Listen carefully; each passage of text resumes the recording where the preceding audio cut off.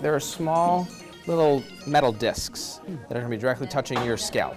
It's going to be sampling the electrical activity. This is your brain on presidential debates. Sam Barnett is measuring brain activity as viewers watch the most popular show of the season. The 26-year-old is a hedge fund CEO by day and a PhD student by night. By a whole field of research that is really trying to make science fiction a reality. So he's studying neuroscience. We're in here watching the debate, and what are you trying to measure from people's brains? We're trying to get a sense of where their waves are going to try to see what content is actually driving people to feel similarly about certain topics. In a room filled with equal numbers of Republicans, Democrats, and Independents, Barnett starts to study the data. So the introductions were pretty mild overall. He quickly notices one thing everybody's brain seems to agree on: Donald Trump. When Trump's on the screen, I see this data shoot up. What does that mean about Trump? But you can see he's at 35.9 when these other candidates are in the 20s. Seeing Trump's face, hearing Trump's voice lights up the brain.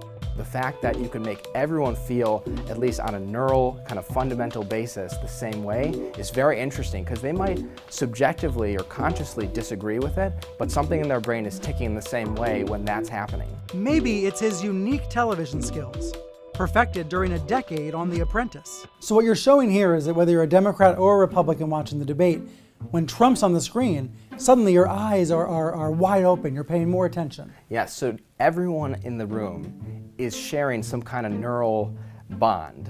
Everyone is kind of feeling the same kind of attention, the same kind of underlying passion at least. Afterward, Barnett's analysis found that Trump led engagement among Democrats, Republicans, and Independents, as well as the women in our focus group. He trailed Marco Rubio among men, but only slightly.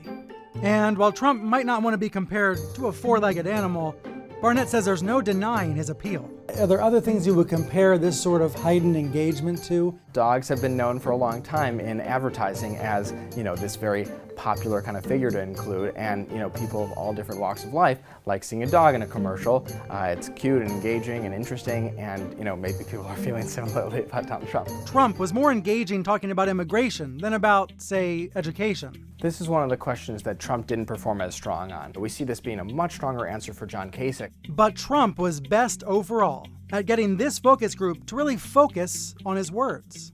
No wonder ratings rise when he's speaking on the air. Barnett uses this method to study advertising, and he's applying it to his hedge fund investments as well. In the not-too-distant future, he expects campaigns to be strapping these contraptions onto people's heads to learn more about their neural reactions.